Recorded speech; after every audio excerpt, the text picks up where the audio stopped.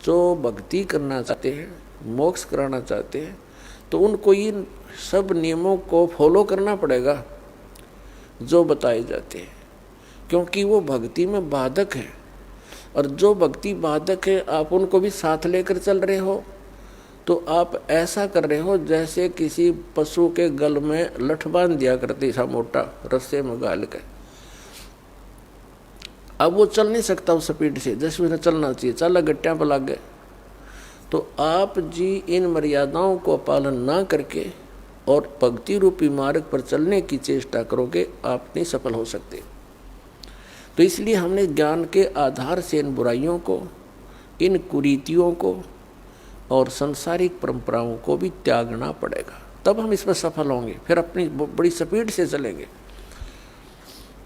जैसे मकान बना लिया, ठीक है, आजकल परमात्मा ने दया कर रखी है, बढ़िया सुविधा आपको प्राप्त है, मकान बना लो, जैसा आवश्यक हो उतना ही, केवल उसी के लिए कि बढ़िया कोठी बनाऊं, लोगों का प्रशंसक बन जाऊं, ये हमारी अपनी सोच होती है, अध्यात्म मार्ग नहीं है। तो मकान बनाओ जितना आवश्यक हो और जितनी आपकी जेब अलाउड करती हो, आवश्यकता से अधिक खर्च मत करो। हमारे पूर्वज आपने देखे होंगे, हमने तो खूब याद है, झोंपड़ियों में टाइम पास करके कई कई पीढ़ी,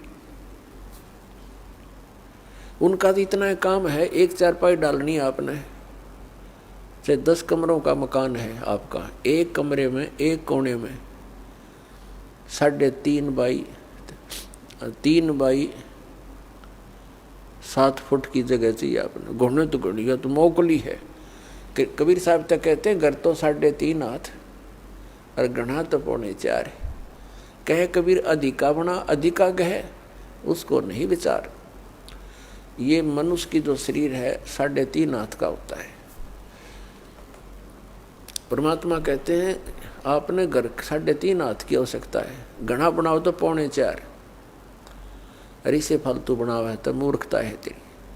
फिर भी परमात्मा का कहने का तात्पर्य है कि आवश्यकता से अधिक कोई भी वस्तु आप संग्रह करते हो, आपकी भक्ति का बाधक बनेगा, क्योंकि समय वेस्ट व्यर्थ जाएगा। कोठी बना ली, 1-2 लाख अपने पास से लगा लिए, 3 लाख कर्जा कर लिया। अब जब तो कर्जा ले लिया, ऋण ले लिया, पता नहीं चला, 1 महीने के बाद मांगने वाला आने लग जाएंगे, चैन गई, रात न नींद आवे नहीं, और भक्ति का भी नाश। वह को ठीक है काम आई आपके। तो इस प्रकार हमने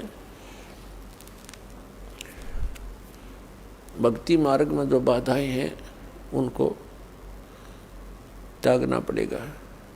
अब क्या बताते हैं, परमात्मा ने हमें कितनी सद्बुद्धि दे रखी है, और ये भक्ति ना करने से इन कोठी बंगले बनाने में और धन बढ़ाने में अपना जीवन व्यर्थ कर जाएंगे, तो फिर क्या होगा। नर से तू पशुआ कीजिए, नर से फिर तू पशु बनेगा। नर से तू पशुआ कीजिए, गद्दा बैल बनाई, अरे ये सुंदर भोजन का मन बोरे कि तो कुर्डी चरने जाई। ओए होए, अपने आत्मा इतना कुछ सुनकर भी हमारे यह बात अंदर जगह बनाती नहीं, क्योंकि हमें ये सब सुविधाएं उपलब्ध है और हर समय है, और ये तो आपके अंतिम सांस तक आपको रहेंगी जब तक मनुष्य जीवन में हो। क्योंकि माता पिता बच्चों को जब तक वो कॉलेज स्कूल नहीं छोड़ता वो सुविधा देता ही रहता है, और जो बच्चा उसका सदुपयोग ना करके आता है तो फिर वो बहुत दुख उठाता है।